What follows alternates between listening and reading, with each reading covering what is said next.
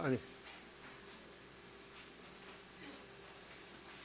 아니 위에 강단 1, 강단 2 그것만 끄시면 될 것 같아요.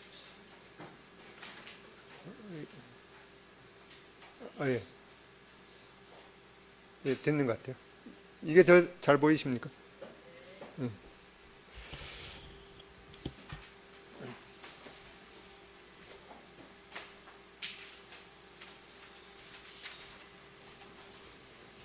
네, 올해는 출애굽기 30장을 보겠습니다.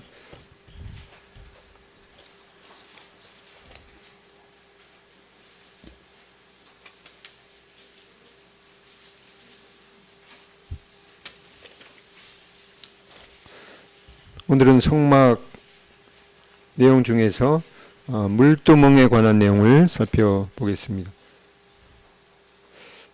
여기 스크린에도 있는데 출애굽기 30장 17절부터 21절까지 다 같은 목소리로 읽겠습니다. 시작. 여호와께서 모세에게 말씀하여 이르시되 너는 물두멍을 노수로 만들고 그 받침도 노수로 만들어 씻게 하되 그것을 회막과 단 사이에 두고 그 속에 물을 담으라. 아론과 그 아들들이 그 두멍에서 수족을 씻되 그들이 회막에 들어갈 때 물로 씻어 죽기를 면할 것이요 단에 가까이 가서 그 직분을 향하여 화제를 여호와 앞에 살을 때에도 그리할지니라. 이와 같이 그들이 그 수족을 씻어 죽기를 면할지니 이는 그와 그 자손이 대대로 영원히 지킬 규례니라. 네, 지난 시간까지 이 성막에 유일하게 나 있는 그 동문을 들어가게 될 때 그 문이 넓이가 얼마나 그랬죠? 넓이가 예. 얼마나 그랬죠?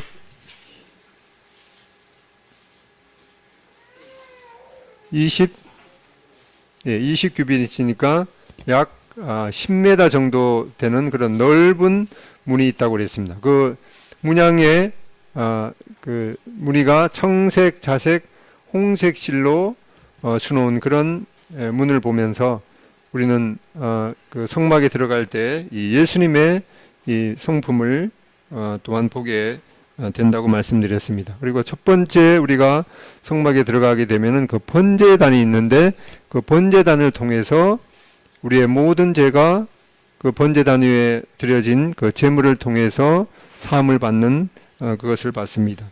그리고 나서 이제 대하게 되는 것이 바로 이 노수로 만든 이 물 두멍과 물 큰 대야 같은 거죠. 물 두멍과 또 그것을 받치는 이 높받침을 보게 됩니다. 이 물두멍은 이제 큰 깊은 냄비와 같은 것이죠. 그런데 이것은 바로 제사장들이 손발을 씻는 곳이라고 말씀드렸습니다. 앞에 우리가 30장 말씀해 보면은 또한 이 재료에 대해서는 이 노수로 만들도록 지시하셨는데 그 크기나 어떤 모양으로 만들라. 대부분의 성막의 기구들은 어떠한 모형으로 또 크기는 얼마로 만들라 이렇게 말씀하셨는데 이 물두멍에 대해서는 그 모양에 대해서 지시가 없습니다. 그리고 그 규격에 대해서 그 크기에 대해서도 언급이 없는 것을 또 보게 됩니다. 또한 이 번제단 같은 걸 보면은 이 성막을 이제 이동할 때 어떠한 그런 절차를 따라서 이동하라고 말씀하셨는데 이 특별히 이 물두멍에 관한 것은 운반할 때 어떠한 그 절차를 따라서 운반해라 하는 그러한 운반 원칙도 제시되지 않은 것을 보게 됩니다. 우선 이 물두멍을 만드는 그 재료를 보면은 출애굽기 38장 8절에 보면은 그가 노수로 물두멍을 만들고 그 받침도 노수로 하였으니 곧 회막문에서 수종드는 여인들의 그 거울로 만들었더라. 아주 옛날에는 지구가 같이 쓰이는 그런 유리 거울이 없고 이 구리를 이렇게 펴서 그걸 이렇게 문지르면은 뭐 사람의 얼굴이 보일 정도는 아니겠죠. 근데 대체로 여인들 같으면 이제 머리 모양 스타일이 대충 이렇게 아마 보이는 것 같습니다. 그래서 옛날 뭐 조선시대에 보면은 중국에 가서 이제 부인한테 제일 좋은 선물이 그때는 유리로 만든 거울이 제일 좋은 선물 중에 하나였다고 하는데, 이렇게 그 당시에는 이 여인들이 자신들이 자신을 살피는 그러한 구리로 만든 거울이 있었는데, 그것을 바로 하나님 앞에 드려서 이 제사장들이 손발을 씻는 그런 물두멍에 재료를 만들도록, 물두멍에 재료로 쓰이도록 했습니다. 그가 노수로 물두멍을 만들고 그 받침도 노수로 하였으니 곧 회막문에서 수종드는 여인들의 거울로 만들었더라, 이렇게 말씀하셨는데, 특별히 제사장들이 그 성막에서 하나님을 섬길 때 바로 손발을 씻는 그런 용도로 쓰인 이 물두멍이 바로 원래는 이 여인들이 자신을 살피는 그런 거울이었다는 것을 보게 될 때 특별한 의미가 있는 것 같습니다. 야고보서 1장 22절부터 보면은 너희는 말씀을 행하는 자가 되고 듣기만 하여 자신을 속이는 자가 되지 말라. 누구든지 말씀을 듣고 행하지 아니하면 그는 거울로 자기의 생긴 얼굴을 보는 사람과 같아서 제 자신을 보고 가서 그 모습이 어떠했는지를 곧 잊어버리거니와. 여기 야고보서에다 보면은 바로 이 말씀이 자신을 살피는 이 척도인 것을 말씀하고 있습니다. 여기 거울은 실제로 그 당시에 여인들이 쓰던 녹거울인데, 지금도 성지순례에 가면은 고린도 박물관에 가보면은 이런 실제 녹거울이 있는 것을 봤습니다. 바로 이렇게 여인들이 자신의 외모를 살피는 용도로 쓰여졌던 바로 이런 구리로 만든 녹거울이 바로 제사장들의 손발을 씻는 물을 담는 이 그릇, 이 물두멍으로 쓰이게 되었던 것을 보게 됩니다. 우선 이 물두멍의 용도를 보면은 목욕을 하는 곳입니다. 이 제사장이 이제 위임식을 할 때 이 물두멍에서 목욕을 한 것을 보게 됩니다. 또한 이 대속제일은 1년에 한 번 음력으로 7월 10일이 되죠. 7월 10일에 대제사장이 지성소에 들어가기 위해 몸을 씻는다. 여기 보면은 목욕은 1년에 한 번 했던 것 같아요. 예. 출애굽기 29장 4절에 보면 너는 아론과 그의 아들들을 회막문으로 데려다가 물로 씻기고, 이렇게 말씀하고, 그 다음에 레위기 16장 4절에 보면은 거룩한 세마포 속옷을 입으며 세마포 속바지를 몸에 입고 세마포 띠를 띠며 세마포 관을 쓸지니 이것들은 거룩한 옷이라 물로 그 몸을 씻고 입을 것이며. 이렇게 레위기 16장은 특별히 대속제일에 대한 그런 규례를 말씀하고 있는데, 이렇게 이러한 하나님 앞에 제사를 드리는 그런 이 옷들을 입을 때 바로 목욕을 하고 입을 것이라, 이렇게 말씀하고 있는데, 그 목욕을 했던 것이 바로 사막 가운데는 이제 물을 구하기가 힘들었기 때문에 이렇게 물두멍에다가 물을 담아놓고 거기에서 목욕을 했던 것을 보게 됩니다. 또한 이제 이렇게 1년에 한 번 정도 이렇게 목욕을 하고 이 수시로 이 손발을 씻는 곳이 바로 이 물두멍이었던 것을 보게 됩니다. 제사장들이 성소에 들어갈 때 바로 이 수족, 이 손발을 씻는 곳임을 말씀하고 있습니다. 출애굽기 30장 19절로부터 20절에 보면은 아론과 그 아들들이 그 두멍에서 수족을 씻되 그들이 회막에 들어갈 때 물로 씻어 죽기를 면할 것이요. 실제로 이 번제단에서 우리의 모든 죄가 사해지는 그런 그림자를 보게 되는데, 거기에서 그치는 것이 아니라 계속해서 이제 성소에서 하나님 앞에 제사 일을 행할 때 이 수족을, 이 손발을 씻지 않고 그 성소에 들어가서 행하게 되면은 이 죽음도 당할 수 있는 그런 경고를 보게 됩니다. 그들이 회막에 들어갈 때 물로 씻어 죽기를 면할 것이요 라고 하는 그런 경고를 보게 됩니다. 그래서 물두멍의 용도는 이 목욕을 하는 것이고 이 손발을 씻는 것인데, 특별히 여기에서 우리는 이 중생의 씻음과 이 성화의 씻음에 대한 그 교훈을 보게 됩니다. 예수님께서 이제 그 다락방 강화에서 하셨던 그 말씀을 보게 되는데, 요한복음 13장 4절로 10절에 보면은 저녁 잡수시던 자리에서 일어나 겉옷을 벗고 수건을 가져다가 허리에 두르시고 이에 대하여 물을 떠서 제자들의 발을 씻으시고 그 두르신 수건으로 닦기를 시작하여 시몬 베드로에게 이르시니 베드로가 이르되 주여 주께서 내 발을 씻으시나이까? 예수께서 대답하여 이르시되 내가 하는 것을 너가 지금은 알지 못하나 이후에는 알리라. 베드로가 이르되 내 발을 절대로 씻지 못하시리이다. 예수께서 대답하시되 내가 너를 씻어주지 아니하면 너가 나와 상관이 없느니라. 시몬 베드로가 이르되 주여 발뿐만 아니라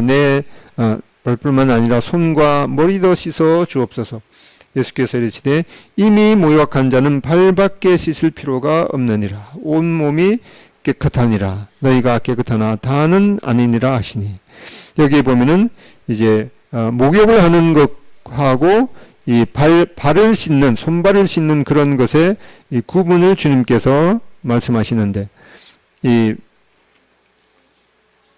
주님께서 말씀하시기를 목욕한 자는 발밖에 씻을 필요가 없느니라 이렇게 말씀하시므로, 이 바로 이 목욕을 한다는 것은 이제 이 단회적인 바로 그런 전신 목욕으로 이 구원의 체험을 말씀하고 있습니다. 히브리서 10장 22절에 보면은 우리가 마음의 뿌림을 받아 양심의 악을 깨닫고 몸을 맑은 물로 씻었으니 참 마음과 온전한 믿음으로 하나님 앞에 하나님께 나아가자. 이렇게 몸을 맑은 물로 이 목욕한 것에 대해서 우리가 우리의 모든 죄를 바로 예수 그리스도의 피로 씻음 받은 그런 구원의 체험을 말씀하고 있습니다.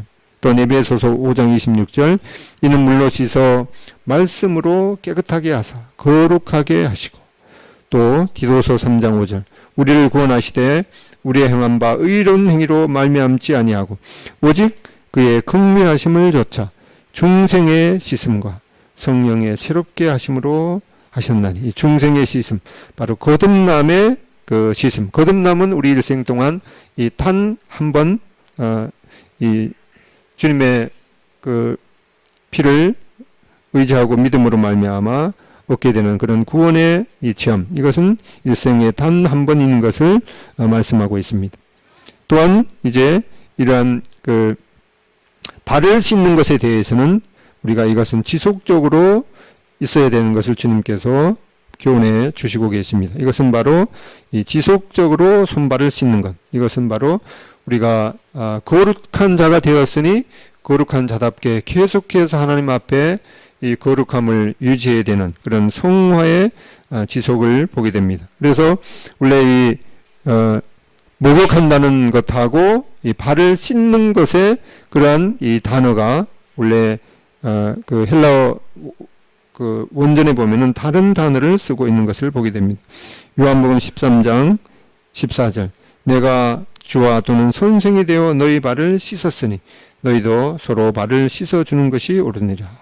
이렇게 우리가 예수님의 피로 말미암아서 단번에 이 구원의 체험을 했다면, 그런 거룩함의 신분을 얻었다면 우리가 그런 거룩한 신분을 얻은 자답게 계속해서 성화를 지속해야 되는 그런 교훈을 보게 됩니다.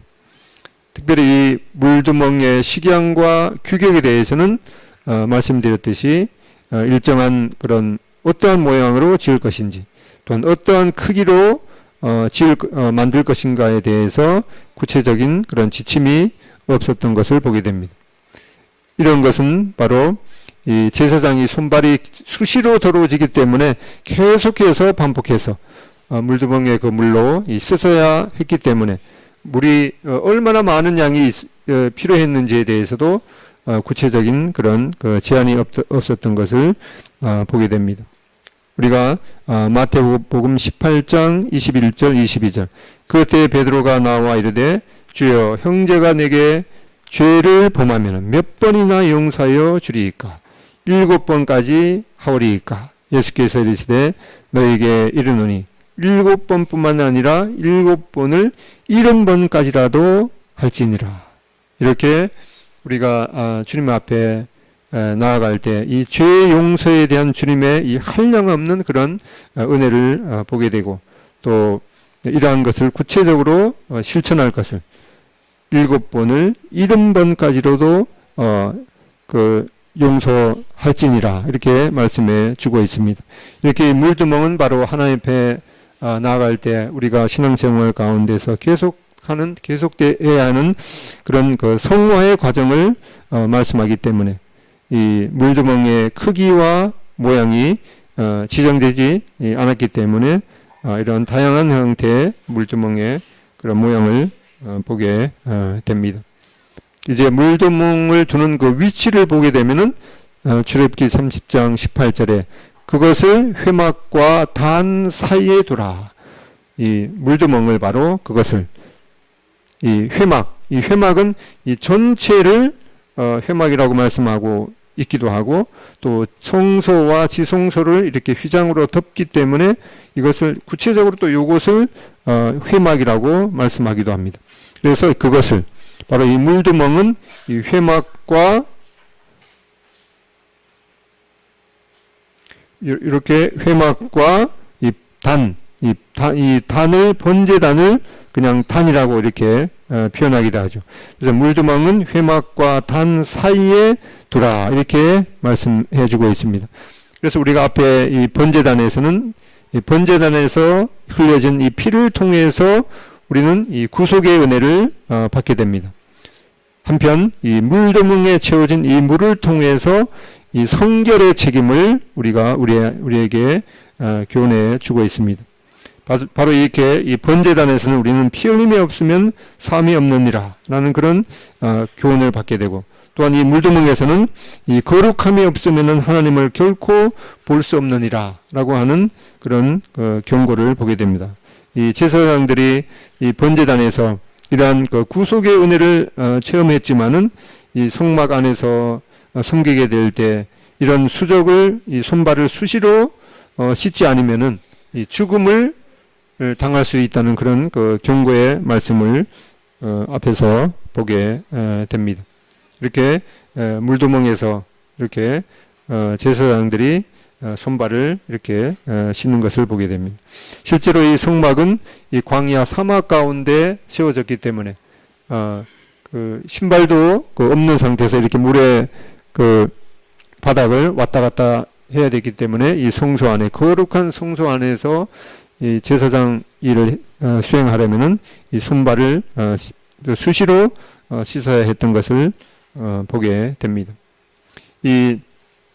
바로 이 물두멍에 있는 이 물로 씻는 것을 어떠한 그 교훈을 우리에게 주고 있는가 하니까 바로 이 말씀으로 씻음으로 하나님의 자녀들을 깨끗게 하시는 이 주 예수 그리스도의 모습을 보게 됩니다. 에베소서 5장 26절에 보면은 이는 곧 물로 씻어 말씀으로 깨끗하게 하사 거룩하게 하시고 우리를 깨끗하게 하는 것은 바로 이 하나님의 이 말씀인 것을 에베소서 5장 26절에 말씀하고 또한 시편 119편 9절에도 청년이 무엇으로 그 행실을 깨끗게 하리까 주의 말씀을 따라 삼갈 것이니이다 이렇게 말씀해 주므로 우리의 이 마음을 씻는 것은 바로 이 하나님의 이 말씀인 것을 교훈받게 됩니다. 그래서 우리가 디도서 2장 9절 그가 우리를 대신하여 자신을 주심은 모든 불법에서 우리를 구속하시고 우리를 깨끗하게 하사 선한 일에 열심하는 친백성이 되게 하려 하심이니라. 우리가 번제단을 통해서 번제단에 드려진 이 희생 제물을 통해서 우리는 우리의 모든 죄가 예수 그리스도의 그 희생을 통해서 사함을 받는 그런 그림자를 보게 되는데, 거기에서 끝나는 것이 아니라 우리는 물두멍에서 계속해서 우리가 거룩한 신분을 받은 자답게 하나님 앞에서 계속해서 이 성결을 유지해야 되는, 그래서 우리가 바로 이 구원받은 것은 그냥 우리를 죄에서 해방하셔서 하늘나라에 들어가게 하는 그런 것에 그치는 것이 아니라, 그가 우리를 대신하여 자신을 주심은 모든 불법에서 우리를 구속하시고 우리를 깨끗하게 하사 선한 일에 열심하는 친백성이 되게 하려 하심이라. 우리가 하나님의 그 선한 일에 열심하는 하나님의 친백성이 되게 하기 위해서 우리를 구원하신 그런 하나님의 목적을 우리가 마음 깊이 새겨야 됨을 보게 됩니다. 이 뜻을 조차 예수 그리스도의 몸을 단번에 들이심으로 말미암아 우리가 거룩함을 얻었노라. 이 번제단에서 우리는 이 예수 그리스도의 몸을 단번에 하나님 앞에 우리 대신 그 희생 제물로 들이심으로 말미암아 우리가 거룩함을 입었다라고 하는 놀라운 고백을 보게 됩니다. 이제 우리는 이 물두멍에서 우리가 마음의 뿌림을 받아 양심의 악을 깨닫고 몸을 맑은 물로 씻었으니 참마음과 온전한 믿음으로 하나님께 나아가자. 우리가 이 번제단에서 우리의 죄가 사함받은 거기에서 그치는 것이 아니라 이제는 몸을 맑은 물로 씻었으니 참마음과 온전한 믿음으로 하나님께 나아가자. 이제 이 성소 안에 있는 성소 안에서 하나님을 섬길 뿐만 아니라 그 대제사장이 1년에 한 번씩 이 지성소에 들어가서 하나님의 그 임재 가운데 거하듯이 이제는 그 찢어진 휘장을 통해서 이 언제 어디에서나 하나님 앞에 나아갈 수 있는 그런 은혜를 보게 됩니다. 이것은 우리가 고린도전서 11장 27절로 29절에 보면은 그러므로 누구든지 주의 떡이나 잔을 합당하지 않게 먹고 마시는 자는 주의 몸과 피에 대하여 죄를 짓는 것이니라. 사람이 자기를 살피고 그 후에야 이 떡을 먹고 이 잔을 마실지니 주의 몸을 분별하지 못하고 먹고 마시는 자는 자기의 죄를 먹고 마시는 것이니라. 바로 이 성소 안에 들어가기 위해서 물두멍에서 이 더러워진 그 손발을 씻어야 했듯이 바로 이렇게 주의 상에 주의 만찬에 날아가기 전에 우리는 하나님의 말씀으로 우리를 살피고 이 씻어야 함을 우리는 교훈받게 됩니다. 사람이 자기를 살피고 그 후에야 이 떡을 먹고 이 잔을 마실지니. 그러니까 우리가 매주 행하는 이러한 그 주의 만찬이 그냥 단순한 그런 그 행사가 아니라 실제로 이 하나님 앞에 하나님의 존재에 나아가기 전에 우리가 하나님의 말씀으로 우리 자신을 살피고 이 잔에 떡과 잔에 참여할 것을 말씀해 주고 있습니다. 한편 이 그 물두멍이 이제 이 그 가나안 땅에 들어가서는 이 솔로몬 성전에서는 이 그 목욕을 하고 이 손발을 씻는 그런 용도로 이 바다를 만들도록 하셨습니다.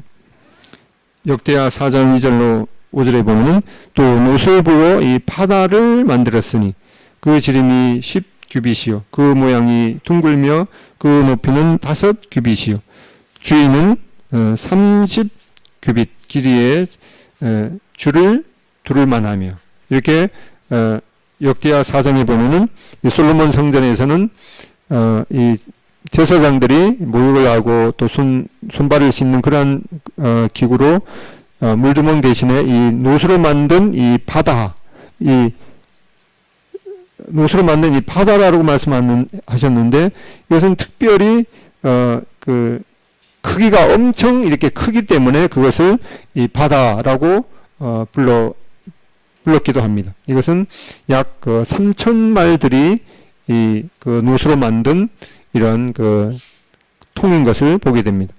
그리고 이 동서남북 각 이렇게 3마리의 이 소가 이 바다를 떠받쳐 있는 그러한 것으로 이 솔로몬 성전에서는 이렇게 만들도록 하셨습니다. 이렇게 역대하 4장 6절에 보면 그 바다는 제사장들을 씻기 위한 것이었더라. 이 성막에서는 제사장들이 그 목욕을 하고 손발을 씻는 용도로 이 물두멍을 만들도록 하셨는데, 이제 솔로몬 성전에서는 그것을 이 3,000마리 들이의 그 통으로 되는 그런 그 바다로 만들도록 하셨습니다.